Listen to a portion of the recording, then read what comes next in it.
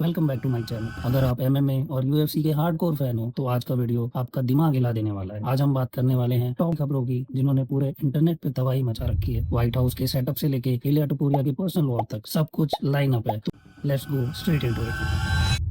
दोस्तों, UFC freedom 250 की main event fight अब ऑफिशियली पर्सनल हो चुकी है। इसकी शुरुआत जस्टिन गेची के फादर के एक इंटरव्यू से हुई, जहां जस्टिन गेची के फादर ने इलिया टोपुरिया को एक छोटा ओपोनेंट बोला और बोला कि जस्टिन गेची ने पहले भी माइकल चैंडलर और फिजेव के रूप में ऐसे ओपोनेंट्स फेस किए हैं और उन्हें हराया भी है, और इस बार भी जस्टिन गेची टोपुरिया को इजिली हरा देंगे। इस कमेंट का रिप्लाई करते हुए इलिया टोपुरिया ने जस्टिन गेची के फादर को ये कहा,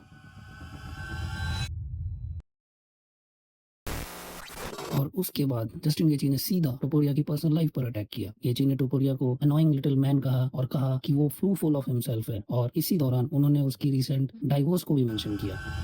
इसका जवाब देते हुए टिपोरिया ने कहा कि जस्टिन एग्जैक्टली उनके पुराने प्रीवियस अपोनेंट्स की तरह साउंड कर रहे हैं, और जैसे सबने बोला कि वो टोपुरिया को इजीली हरा देंगे, लेकिन सब जानते हैं कि टोपुरिया ने क्या किया उनके साथ। चाहे वो मैक्स हॉलोवे हो, वोल्कोनेस्की हो या चार्ल्स ओलिवेरा हो, उसने तीनों को नॉकआउट किया, और यही चीज जस्टिन गेची के साथ भी होने वाली है। आपके हिसाब से कौन सही है कौन गलत, कमेंट में जरूर बताएं।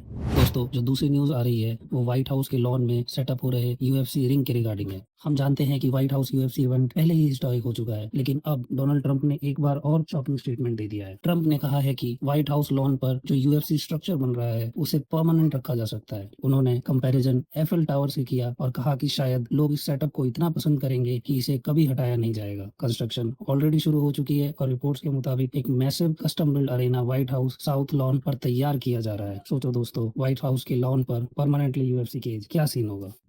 दोस्तों, अगली न्यूज है इस्लाम मकासेब के नेक्स्ट अपोनेंट के बारे में। जब एमएमए न्यूज की बात हो और वहां पाउंड फॉर पाउंड किंग इस्लाम मकासेब की बात ना हो, ऐसा हो ही नहीं सकता। इस्लाम ने रीसेंट अपडेट में रिवील किया है कि उनका नेक्स्ट अपोनेंट वर्बली डिसाइड हो चुका है, लेकिन अभी तक कॉन्ट्रैक्ट साइन नहीं हुआ है। इस्लाम ने क्लियर बोला है कि अपोनेंट वर्बली नोन है, लेकिन ऑफिशियल एग्रीमेंट अभी नहीं हुआ है। इस्लाम मकासेब ने यह भी कहा कि उनके हिसाब से अगर कोई नंबर 1 कंटेंडर है तो वो इयान मचाटो गैरी है। अब देखना होगा यूएफसी ऑफिशियली इसकी अनाउंसमेंट कब करती है। दोस्तों, अगली न्यूज आ रही है जीएसपी से रिलेटेड, जिन्होंने अभी रिसेंटली एक पॉडकास्ट में रिवील किया है कि उनकी और एंडरसन सिल्वा की फाइट क्यों नहीं हो पाई। दोस्तों, एमएमए हिस्ट्री की सबसे बड़ी ड्रीम फाइट में से एक थी Georges Saint Pierre versus Anderson Silva. Georges Saint Pierre 170 pounds के चैंपियन रहे हैं और उन्होंने 185 पाउंड्स में भी चैंपियनशिप जीती है। वहीं एंडरसन सिल्वा को मिडिल वेट किंग बोला जाता है। सभी एमएमए फैंस चाहते थे कि जीएसपी और एंडरसन सिल्वा की फाइट हो, लेकिन ये फाइट कभी नहीं हो पाई। अब जीएसपी ने फाइनली पॉडकास्ट में रिवील किया है कि उन्होंने यूएफसी के सामने कौन कौन सी कंडीशंस रखी थी जिसकी वजह से ये फाइट नहीं हो पाई। उनकी पहली कंडीशन थी बेटर पे, दूसरी कंडीशन थी कैच वेट फाइट और तीसरी कंडीशन थी ड्रग टेस्टिंग। सिंस ये एक सुपर फाइट थी, इसीलिए जीएसपी चाहते थे कि इस फाइट के लिए उनको थोड़े और पैसे दिए जाए। साथ ही जीएसपी 170 पाउंड के एमएमए फाइटर थे, जबकि एंडरसन सिल्वा 185 पाउंड के फाइटर थे। तो उन्होंने ये डिमांड की थी कि ये फाइट एक कैच वेट क्लास में हो जो कि 180 के अराउंड हो।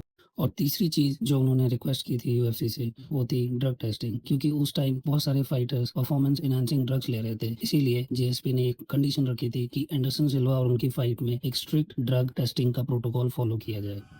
लेकिन जीएसपी के अकॉर्डिंग यूएफसी ने उनके तीनों कंडीशंस को मना कर दिया। Just imagine, prime GSP versus prime Anderson Silva. ये वन ऑफ दोस फाइट्स थी similar to GSP versus Khabib Nurmagomedov, जो कभी नहीं हो पाई। दोस्तों, आज की अगली न्यूज है टॉम एस्पिनल से रिलेटेड, जिन्होंने रिसेंटली एक पॉडकास्ट पर एक बहुत बड़ा खुलासा किया है। UFC heavyweight champion Tom Aspinall ने रिवील किया कि उन्हें व्हाइट हाउस यूएफसी इवेंट के लिए इनवाइट ही नहीं किया गया। एंड सबसे शॉकिंग बात तो ये है कि व्हाइट हाउस कार्ड के कोई मेन इवेंट का विनर ही टॉम एस्पिनल का नेक्स्ट अपोनेंट होने वाला है। फैंस सोशल मीडिया पर ऑलरेडी क्वेश्चन कर रहे हैं कि क्या ये टॉम एस्पिनल और डेना वाइट के बीच में डिफरेंसेस के कारण है, या टॉम एस्पिनल का एडी हर्न से जुड़ना टॉम एस्पिनल के करियर के लिए खतरनाक साबित हो सकता है। इसके बारे में आप लोगों की क्या ओपिनियन है, कमेंट्स में बताएं। दोस्तों, आज की सबसे इंपॉर्टेंट न्यूज जो बहुत ज्यादा न्यूज में रही है वो है शॉन स्ट्रिकलैंड और जस्टिन गेची के बीच स्टार्ट हुई social media war. Sean Strickland और जस्टिन गेची के बीच सोशल मीडिया पर जबरदस्त वॉर छिड़ गई है, और अब बात इतनी बढ़ गई है कि दोनों ने एक दूसरे को डायरेक्ट इंसल्ट्स देने शुरू कर दिए हैं। सब कुछ तब शुरू हुआ जब एक फैन ने जस्टिन गेची के पॉलिटिकल व्यूज को लेकर क्रिटिसाइज किया। जस्टिन ने गुस्से में जवाब दिया और कहा कि वो एक प्राउड अमेरिकन है और शॉन स्ट्रिकलैंड और उनके सपोर्टर्स रिलेंटलेसली डम है। यह बात शॉन स्ट्रिकलैंड को बिल्कुल पसंद नहीं आई। शॉन ने जस्टिन पर पलटवार करते हुए उन्हें ट्रेटर तक कह दिया और एक्यूज किया कि वो अपने प्रिंसिपल के लिए स्टैंड नहीं लेता। जस्टिन ने फिर और एग्रेसिव रिस्पॉन्स दिया। उन्होंने कहा कि उसे शॉन और उनके पॉलिटिकल ओपिनियन से कोई मतलब नहीं है और शॉन हर मौके पर अमेरिका को क्रिटिसाइज करते रहता है। आप किसकी साइड है, टीम शॉन या टीम जस्टिन? कमेंट सेक्शन में जरूर बताएं। दोस्तों, दोस्तों, आज की सबसे बड़ी खबर आपके हिसाब से कौन-सी थी? कमेंट सेक्शन में ज़रूर बताना। अगर आपको वीडियो पसंद आई तो लाइक, शेयर और सब्सक्राइब करना मत भूलना।